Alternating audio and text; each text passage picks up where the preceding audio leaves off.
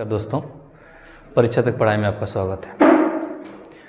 ठीक है, आज से हम लोग वर्णमाला का जो है शुरुआत करेंगे। देर से ही है, लेकिन अब जो है रेगुलर वीडियो आएंगे।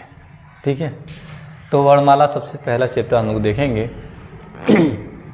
जिसमें आप बोर्ड पे कुछ लिखा है, कुछ ऐड भी करेंगे इसमें, तो आप लोग ध्यान देंगे इसे।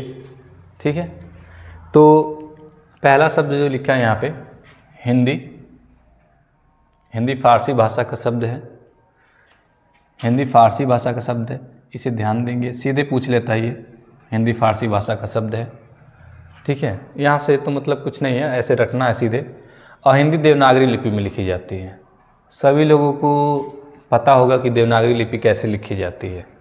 ठीक है, तो देवनागरी लिपि कैसे लिखी जाती है आप लोग कमेंट में ज़रूर बताएंगे। देवनागरी लिपि बाएं से दाएं लिखी जाती है, दाएं से बाएं लिखी जाती है, कैसे लिखी जाती है आप लोग बताएंगे ज़रूर। ये तो ठीक है, ये रटने वाली बात है दोनों। इसके बाद वर्ड है और वर्णमाला है। हम वर्ड किसे कहेंगे? वर्ड तो वर्ड मान लीजिए अगर हम इसे लिख दें इसे, तो क्या इसे वर्ड कह सकते हैं? हाँ बिल्कुल, वर्ड कह सकते हैं इसे। वर्ड कह सकते हैं इसे, अक्षर कह सकते हैं, ध्वनि कह सकते हैं। लेकिन हमें परिभाषा इसका क्या हो सकता है ये बताना है। परिभाषा, तो परिभाषा हम बताते हैं आपको। वर्ड उसे कहेंगे जिसके टुकड़े संभव नहीं हो सकते। जिसके टुकड़े संभव नहीं हो सकते उसे वर्ड कहते हैं। जिसके टुकड़े संभव नहीं हो सकते उसे वर्ड कहते हैं। जिसके टुकड़े संभव न हो, जिसके टुकड़े संभव न हो उसे वर्ड कहते हैं। ठीक है, यही परिभाषा है। जिसके टुकड़े संभव न हो उसे वर्ड कहते हैं। मतलब ये क है, तो इससे छोटा करेंगे तो इसे जो है वर्ड नहीं कहेंगे। ठीक है, हालांकि इसी को वर्ड भी कहते हैं, अक्षर भी कहते हैं, ध्वनि भी कहते हैं।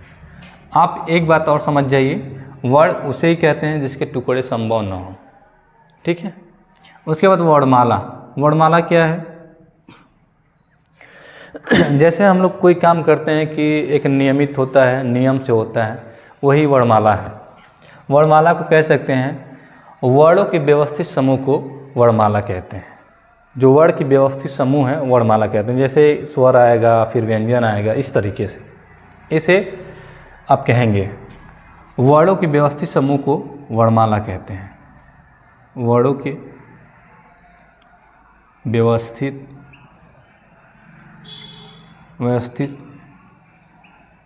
समूह को वर्णों के व्यवस्थित समूह को वर्णमाला कहते हैं। वर्णमाला कहते हैं।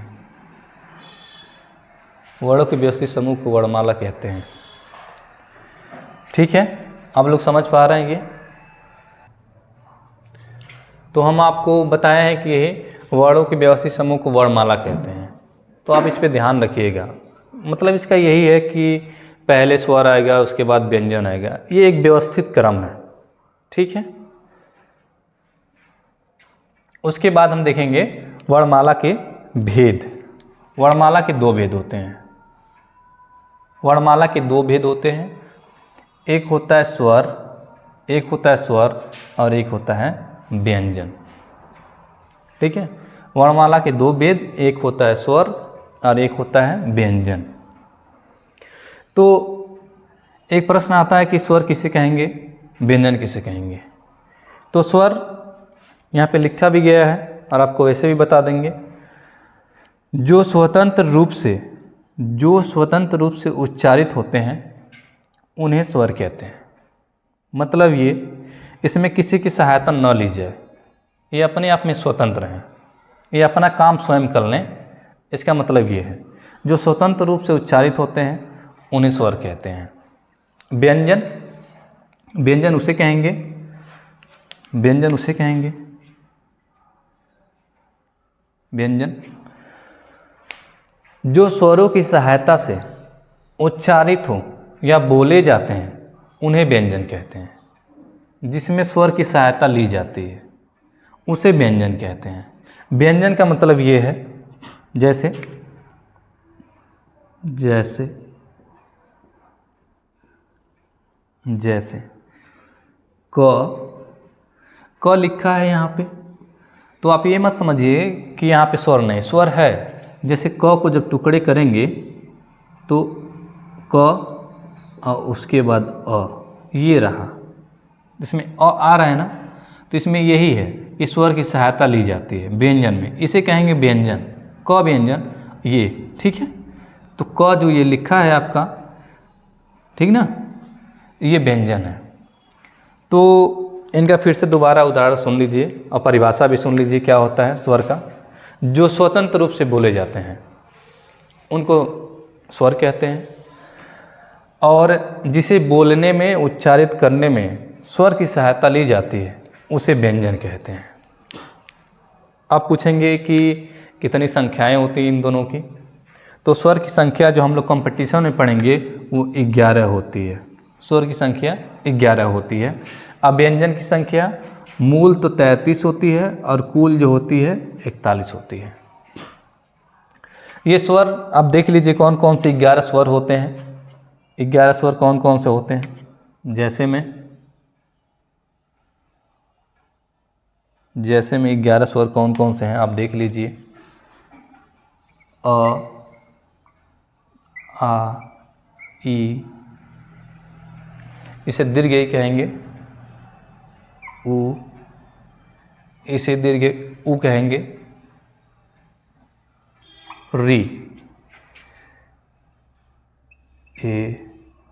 सॉरी ये थोड़ा सा गलती हो गया, ए, आए, उ, औ, अंग, आहा। हम लोग यही पढ़ते आए हैं अभी तक, ठीक है। आपको दिख रहा होगा कि कुल जो है आपका इसमें 13 लिखा गया है। 13 है ना, तो इसमें देख लीजिएगा 13 लिखा है। आप कहेंगे यहाँ 13 हम लिखे हैं और यहाँ पे 11 लिखे हैं, ये क्या? तो जो हम लोग कंपटीशन वाला हिंदी पढ़ेंगे, मानक हिंदी, उसमें 11 ही होते हैं। इन दोनों को छोड़ दिया जाता है, इन दोनों को छोड़ दिया जाता है। और आप देख सकते हैं 3, 6, 1, 7 और 4, 11, ठीक है। इन दोनों को छोड़कर ये जो हैं 11 हैं, इन्हीं को कहते हैं स्वर। अगर पूछे हिंदी में कि स्वर की संख्या कितनी होती है तो आपको बताना है 11। ये स्वर में नहीं आते हैं और ना ही व्यंजन में आते हैं, ठीक है। ध्यान दीजिएगा, ये तो बता पाना यहाँ मुमकिन नहीं है। 33 और 41 ये जब हम लोग पढ़ेंगे, स्वर के भेद पढ़ लेंगे, उसके बाद जब व्यंजन के भेद पढ़ेंगे उसमें ये बता देंगे आपको 33 और 41 कौन कौन से हैं, ठीक है। उम्मीद है आप लोगों को ये समझ में आ रहा होगा।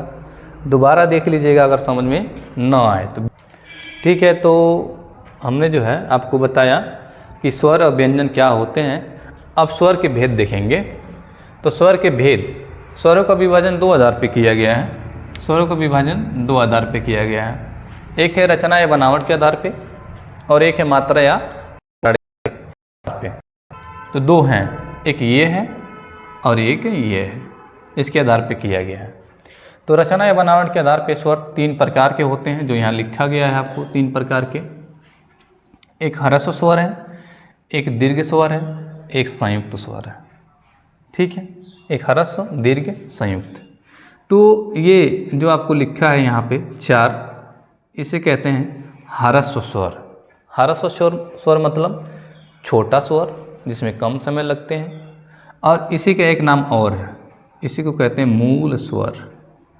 मूल स्वर मतलब इन्हीं से ये तीनों बने हैं। ह्रस्व स्वर ये 4 होते हैं, अ, ई, उ, री। इसमें कम समय लगते हैं। इन्हें ह्रस्व मतलब छोटा स्वर कहते हैं, मूल स्वर भी इसी को कहते हैं। तो आपसे पूछ सकता है कि मूल स्वर की संख्या कितनी होती है, बताइए कितनी होती है? तो आप कहेंगे 4 होती है। यहाँ पे लिखा है सीधे 1 2 3 4, ठीक है। उसके बाद दीर्घ स्वर। दीर्घ स्वर जो इनसे मिलके बने हैं उनको कहते हैं दीर्घ स्वर। जैसे ये आ लिखा है, इसे कहेंगे दीर्घ, इसे कहेंगे दीर्घ। हम लोग तो पढ़ते हैं यही ना कि आ है ये और ये बड़ी ई है, बड़ा ऊ है, ठीक है। लेकिन दीर्घ समझेंगे, ये दीर्घ मतलब 2 लोगों से मिलके बने हैं। जैसे आप देख लें, इसका जो रचना है अ और अ से मिलके बना है। ये जो है ई और ई से मिलके बना है। ये जो है ऊ और ऊ से हुआ है। तो आप समझ लेंगे इन्हीं से बने हैं, ठीक है। आ, बड़ी और बड़ा ऊ जिसे कहते हैं दीर्घ। दीर्घ को और किस नाम से जानते हैं? कमेंट करके बताएंगे आप। दीर्घ को और किस नाम से जानते हैं? ह्रस्व को, ठीक है। उसके बाद है संयुक्त स्वर। संयुक्त स्वर, संयुक्त स्वर। संयुक्त स्वर में 4 आते हैं, ए, ऐ, ओ, औ। संयुक्त स्वर है ये। संयुक्त स्वर मतलब ये, इनको कहते हैं विजातीय स्वर।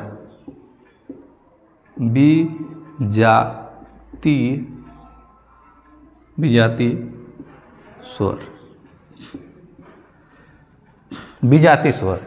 विजातीय स्वर से मतलब ये है कि जो ए है ये एक जैसे लोगों से नहीं बना है। देखिए यहाँ पे अ है और ये छोटी ई है, इन दोनों से मिलके ए बना है, इसे कहते हैं विजातीय। यहाँ पे ऐ देखिए अ और ए से बना है। ओ देखिए अ और ऊ से बना है। औ अ और ओ से बना है, इसे कहते हैं विजातीय। मतलब 2 अलग अलग लोगों से अगर मिलन हो उसे कहते हैं विजातीय। जैसे आप देखते होंगे इस समय समाज में जो शादी विवाह है अलग अलग कास्ट में हो जाती है, उसे कहते हैं विजातीय। तो यहाँ विजातीय है। और इसे कहेंगे सजातीय, क्योंकि एक लोगों से मिलके बने हैं, एक लोगों से। ये है सजातीय। इसे कहेंगे सजातीय स्वर, उसे कहेंगे विजातीय स्वर। बताइए समझ पा रहे हैं ये सजातीय स्वर और विजातीय स्वर। तो रचना या बनावट के आधार पर स्वरों की संख्या यही होती है। आपसे पूछ सकता है कि दीर्घ स्वर की संख्या कितनी होती है? तो दीर्घ स्वर की संख्या 3 होती है। संयुक्त स्वर की संख्या 4 होती है। संयुक्त स्वर की संख्या 4 होती है, ठीक है। अब तीनों मिला के अब देखिए कुल 11 होंगे स्वर, ठीक है। जो हम लोग पढ़े हैं, जो हम लोगों को पढ़ाया जाता है, जो कंपटीशन मानक हिंदी में हम लोग पढ़ेंगे, तो ये रचना या बनावट के आधार पर यही होता है, ठीक है। आप लोग समझ पा रहे होंगे, उम्मीद है। उसके बाद है मात्रा या उच्चारण के आधार पर स्वरों के भेद। मात्रा या उच्चारण के आधार पर स्वरों के भेद 3 होते हैं। ये भी मात्रा या उच्चारण के आधार पर स्वरों के भेद। तो इसमें भी लिखा है ह्रस्व, इसमें भी लिखा है दीर्घ, इसमें भी लिखा है प्लुत। आप कहेंगे कि वही तो लिख दिए हैं, तो ऐसा नहीं है वही लिखे हैं हम, थोड़ा सा अलग है ये, ठीक है। उसमें जो रचना मतलब रचना या बनावट के आधार पे उसका बनावट कैसा है, रचना कैसा है, वो लिखा गया है। और इस वाले में आप देख रहे होंगे कि मात्रा लिखा है, यहाँ भी मात्रा लिखा है और यहाँ भी मात्रा लिखा है। हालांकि वही होता है ये भी। तो दीर्घ मात्रा, ह्रस्व मात्रा, प्लुत मात्रा। तो आप लोग भी बताएंगे, हालांकि मैं लिख रहा हूँ इसमें कौन कौन से होते हैं। ह्रस्व मात्रा यही अ, ई, उ, री। अ, ई, उ और री, इन्हीं को कहते हैं ह्रस्व मात्रा। ह्रस्व मात्रा का मतलब ये जिस स्वर में सबसे कम समय लगे, कम समय लगे, कम समय लगे। अब ये भी कह सकते हैं सभी स्वरों में सबसे कम समय लगे। दीर्घ मात्रा में ये 3 और वो 4 सभी आ जाएंगे। तो आ, ई, उ, ए,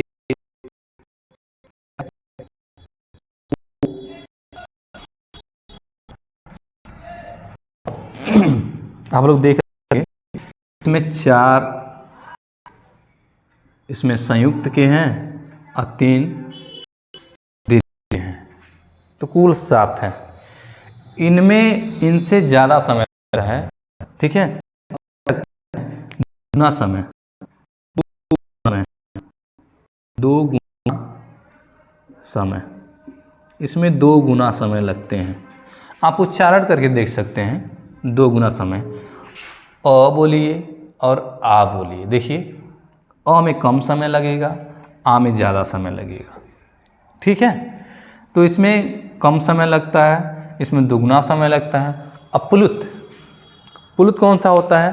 जैसे आप लोग देखे होंगे ओम लिखा रहता है, ओम ओम ओम,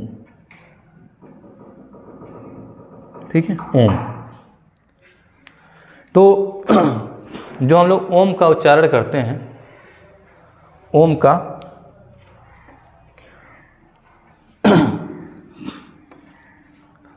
देखिए ओम, हम लोग उच्चारण करते हैं ओम नमः शिवाय, करते हैं ना।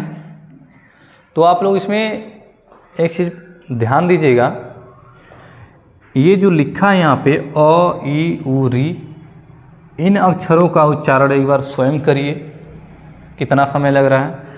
इस अ का करिए, फिर इस आ का करिए, और फिर ओम बोलिए, राम बोलिए, ठीक है। तो आपको पता चल जाएगा। इसमें कम समय लगेंगे ह्रस्व मात्रा में, दीर्घ मात्रा में इससे दुगुना समय लगेंगे, प्लुत मात्रा में 3 गुना समय, 3 गुना समय लगेंगे,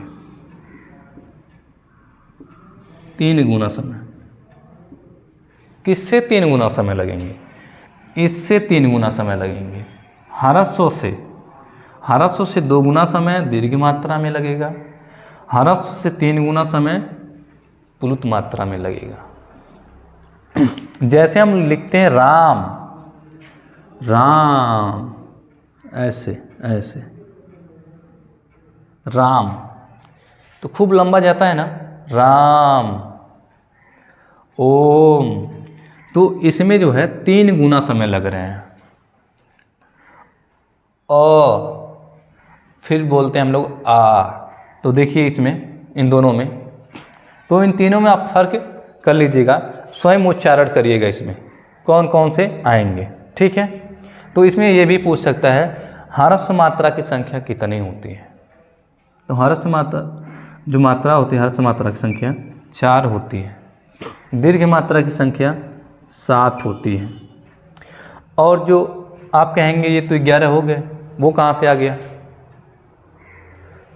तो आपको हम बता दें कि प्लुत मात्रा का प्रयोग हिंदी व्याकरण में नहीं किया जाता है, इसका प्रयोग संस्कृत में किया जाता है, ठीक है। संस्कृत में इसका प्रयोग किया जाता है, इसका प्रयोग संस्कृत में किया जाता है। आप लोग इसे ध्यान दीजिएगा। 4 ये, 7 ये, 11 यहाँ भी हो गए। उम्मीद है कि आपको स्वर के जो भेद हैं 2, रचना या बनावट के आधार पे, मात्रा या उच्चारण के आधार पे समझ में आया होगा। कमेंट में ज़रूर बताएंगे ये, और कुछ इसमें छूटा हो तो ज़रूर कमेंट में बताएंगे। हम अगली वीडियो में इसमें जो भी छूट गया होगा हम ज़रूर उसमें बताने का प्रयास करेंगे। मान लीजिए स्वर के भेद तो हो गए, अब इसके बाद हम लोग देखेंगे आपका व्यंजन। हम लोग स्वर और व्यंजन जो है देख रहे हैं। स्वर में मात्रा या उच्चारण के आधार पे हम लोग देखे हैं, रचना या बनावट के आधार पे। तो हमने आप लोगों को 2 भेद बताया है, लेकिन 2 ही भेद नहीं है, किसी में आपको 3 मिलेंगे, किसी में आपको 5 मिलेंगे। हालांकि जो हमने बताया है वहीं से ज़्यादा क्वेश्चन आते हैं। जैसे में आगे जो हम बता रहे हैं कौन कौन से नहीं बताए हम, तो मात्रा के आधार पर स्वर जो होते हैं, जैसे जीभ या जिह्वा के आधार पे होते हैं, ठीक है, और ओठ के आधार पे होते हैं, ये वाले नहीं बताए गए हैं। तो यहाँ से क्वेश्चन नहीं आते हैं, ज़्यादा तो वहीं से आते हैं, मात्रा उच्चारण के आधार पे, रचना या बनावट के आधार पे। तो हम लोगों ने वो जो है देख लिया है। अब देखेंगे हम लोग व्यंजन, ठीक है। व्यंजन के कुछ खाका इस पर हमने बनाया है, देखिएगा।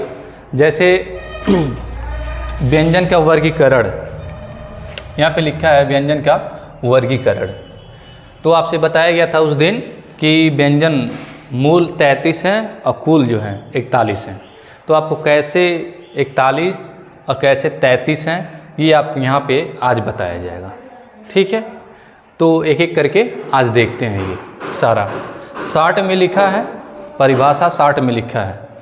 हम जो बोलेंगे अपनी भाषा में बोलेंगे, आप लोग इसे जो है ध्यान से सुनेंगे और नोट भी कर लेंगे, ठीक है। क्योंकि किताब वाला जो लिखा रहता है वो ज़्यादा दिन तक याद नहीं रहेंगे, जो अपनी भाषा में होता है वो ज़्यादा दिन तक याद होते हैं। तो हम लोग व्यंजनों का वर्गीकरण में देखेंगे। पहला जो इसमें है स्पर्श व्यंजन। स्पर्श व्यंजन क्या होता है अभी बता देंगे। अंतस्थ व्यंजन, उष्म व्यंजन, संयुक्त व्यंजन, द्विगुण व्यंजन, अनुस्वार और विसर्ग, ये हैं कुछ जो हम लोग पढ़ेंगे, बहुत इम्पॉर्टेंट है। तो सबसे पहले स्पर्श व्यंजन क्या होते हैं, स्पर्श व्यंजन में कुल कितनी संख्याएं होती हैं ये भी देखेंगे हम लोग। तो स्पर्श व्यंजन क से लेके म तक, क से लेके म तक क्या होता है ये, तो आपको हम बता दें क से लेके म तक। जैसे क, च, ट, त, प, क, च, ट, त, प, ठीक है। तो इस लाइन में क, ख, ग, घ, अंग, तो इसे कहते हैं वर्ग। इसे कहते हैं वर्ग, मतलब सभी को वर्ग कहेंगे, ठीक है, वर्ग कहेंगे। तो यहाँ से लेके क से लेके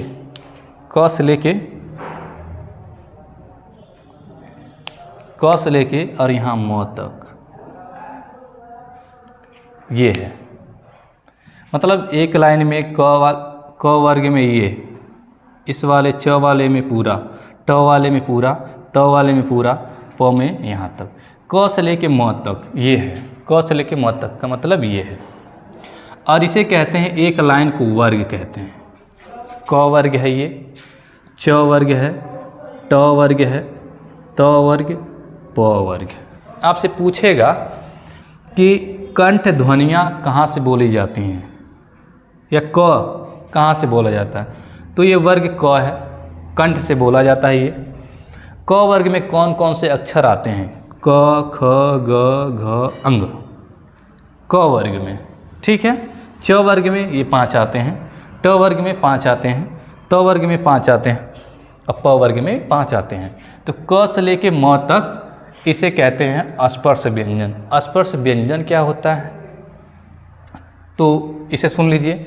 स्पर्श व्यंजन वो होता है जो मुख के विभिन्न भागों को छूता है। छूता है मतलब स्पर्श करता है, ठीक है, छूना, स्पर्श करता है। मुख के विभिन्न भागों को स्पर्श करता है, उससे कहते हैं स्पर्श व्यंजन। मुख के विभिन्न भागों को जो स्पर्श करते हैं वर्ड, उसे कहते हैं स्पर्श व्यंजन। उम्मीद है आपको समझ में आ रहा है। स्पर्श और छूना, ठीक है, मुख के विभिन्न भागों को हर जगह पे, इसे कहते हैं स्पर्श व्यंजन। इनकी संख्या होती है 25। इनकी संख्या होती है 25। एक वर्ग में 5, 5 इसमें, 5 इसमें, 5 इसमें, 5 इसमें, तो 1 2 3 4 5 लाइन है, एक में 5 है तो 25 ये हो गए। उसके बाद दूसरा देखेंगे अंतस्थ व्यंजन। अंतस्थ व्यंजन क्या होते हैं, कौन कौन से वर्ड आते हैं, क्वेश्चन में तो यही पूछता है। तो अंतस्थ व्यंजन में य, र, ल, व अंतस्थ व्यंजन होते हैं। अंतस्थ व्यंजन क्या होता है, जो वर्ड स्वर और व्यंजन के मध्य से बोले जाते हैं, मतलब बीच से बोले जाते हैं।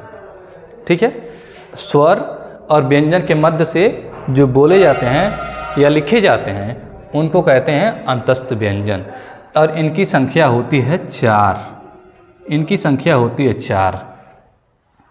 ठीक है, जो अंतस्थ व्यंजन जो वर्ड स्वर और व्यंजन के मध्य से बोले जाते हैं उनको कहते हैं अंतस्थ व्यंजन। इनकी संख्या होती है 4। हालांकि अभी और बता दिया जाएगा इसमें, आपको सही से एक बार ऐसे सुन लीजिए सारा। उसके बाद है आपका ऊष्म व्यंजन। ऊष्म व्यंजन क्या होता है, ऊष्म व्यंजन में हम लोग ये जानते हैं कि उसमें व्यंजन में तीनों स, हम लोग यही जानते हैं, उच्चारण नहीं सही कर पाते हैं, सही है ना, और जानते भी नहीं। इसे कहते हैं सलगम वाला स, इसे कहते हैं मूर्धन्य स, इसे कहते हैं छोटा स, ऐसे कहते हैं। हम लोग तो यही जानते हैं, सभी लोग यही जानते हैं, लेकिन इनका अलग अलग उच्चारण स्थान होता है। ठीक है, इनका ये 4 जो लिखा है वर्ड, इसे ध्यान देंगे उसमें क्यों कहा जाता है। जिन वर्डों के उच्चारण से, यहाँ तो लिखा है, इसे परिभाषा भी कहेंगे, लेकिन जिन वर्डों के उच्चारण से ऊष्मा पैदा हो, घर्षण पैदा हो, उसे कहेंगे ऊष्म व्यंजन। जब इनका उच्चारण करेंगे आप, ऐसे हाथ पे उच्चारण करेंगे ठंडी के समय में, तो यहाँ से घर्षण पैदा होगा और गर्मी पैदा होगा। बार बार जब कहेंगे, आप एक बार उच्चारण करके देख सकते हैं, ह का उच्चारण कर लीजिए और क का उच्चारण कर लीजिए। क कितना आसानी से आप बोल लेंगे, लेकिन ह बोलने में आपको देखिए कितना गर्मी हो रहा है। यहाँ पे करके देखिए, तो ये स, इस स को कहते हैं तालव्य स, इसे कहते हैं मूर्धन्य स, इसे कहते हैं दंत्य स, और ये ह है। उच्चारण स्थान इसका होता है कंठ। तो ध्यान देंगे, जिस वर्ड में बोलने पे ऊष्मा पैदा हो, घर्षण पैदा हो, हाथ पे ऐसे बोल के देख लीजिएगा, उसे कहते हैं ऊष्म व्यंजन। संयुक्त व्यंजन आगे, संयुक्त व्यंजन है। संयुक्त व्यंजन का मतलब क्या, संयुक्त व्यंजन का मतलब ये है, संयुक्त का मतलब 2 होता है।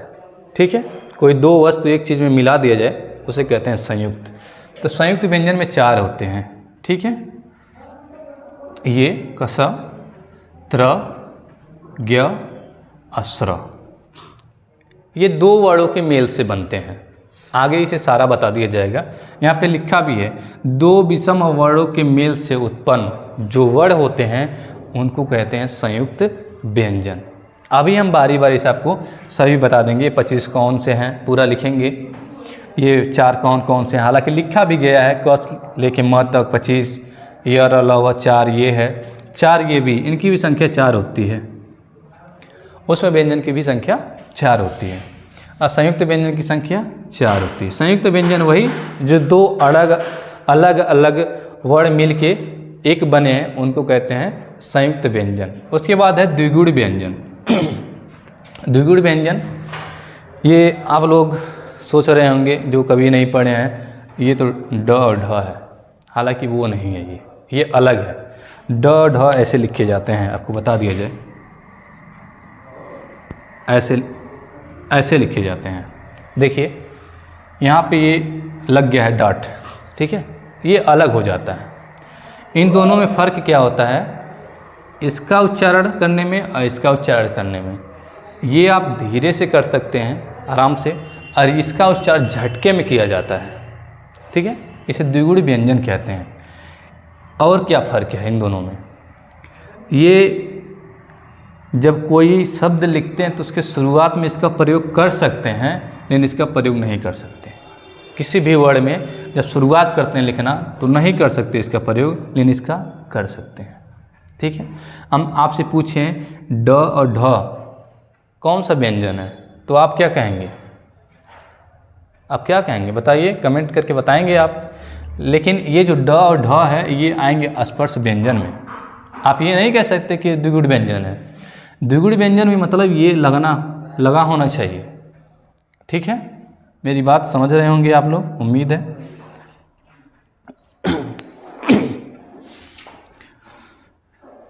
तो इसे कहते हैं द्विगुण व्यंजन, ऐसे का नाम है उत्क्षिप्त व्यंजन। उसके बाद दो और हैं, अनुस्वार और विसर्ग, अंग और अह। जो हम लोग स्वर में 13 देखते थे, तो वहाँ से ये दोनों निकल गए हैं। अनुस्वार इसे कहते हैं। अंग का मतलब ये होता है, जैसे हम लिखते हैं गंगा, ये है अंग का मात्रा। और ये जैसे लिखते हैं प्रातः, ये है अह का मात्रा। तो जो हम लोग का मानक हिंदी है, जो कंपटीशन में पढ़ाई जाती है, जो क्वेश्चन पूछते हैं, वहाँ पे अंग और अह को स्वर नहीं माना जाता है। तो आप लोग सोच रहे होंगे क्या माना जाता है ये, तो इसे ना ही स्वर माना जाता है और ना ही व्यंजन। ठीक है, यह दोनों वर्ड ना तो स्वर हैं और ना ही व्यंजन है। ठीक है, इनका अलग से प्रयोग होता है, अलग से इनकी गिनती भी होती है। तो इनकी संख्या 2 है। इन दोनों को क्या कहते हैं कमेंट में भी बताएंगे, हालांकि सारा चीज़ लिख पाना मुमकिन नहीं है। इन दोनों वर्डों को कहते हैं अयोगवाह।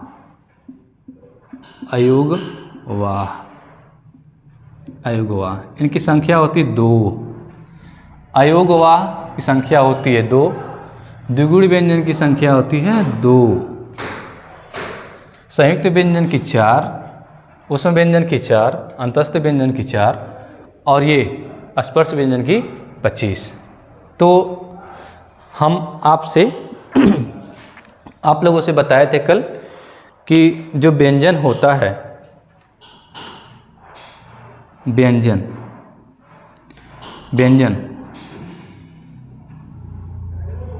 एक मूल बताए थे, मूल व्यंजन कितने होते हैं, और एक कूल बताए थे कितने होते हैं। तो मूल तो 33 होता है, अकूल जो होता है 41 होता है। अब देख लीजिए कौन कौन से 33 हैं, कौन 41 हैं। देखिए ये यहाँ पे लिख देते हैं, स्पर्श व्यंजन, अंतस्थ व्यंजन,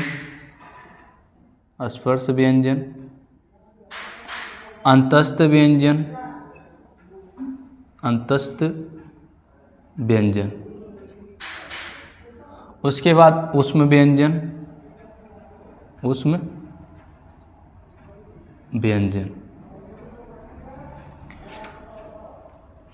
इनकी संख्या आपको दिख रहा होगा 25, इनकी संख्या 4 और इनकी संख्या 4।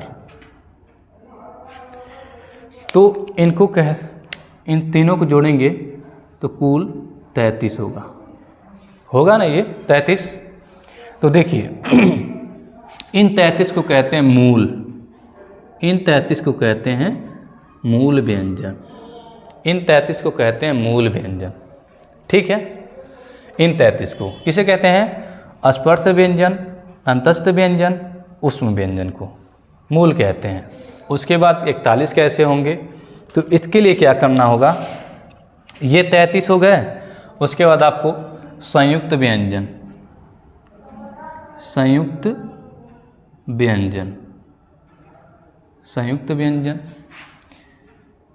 द्विगुण व्यंजन, उसके बाद अयोगवाह,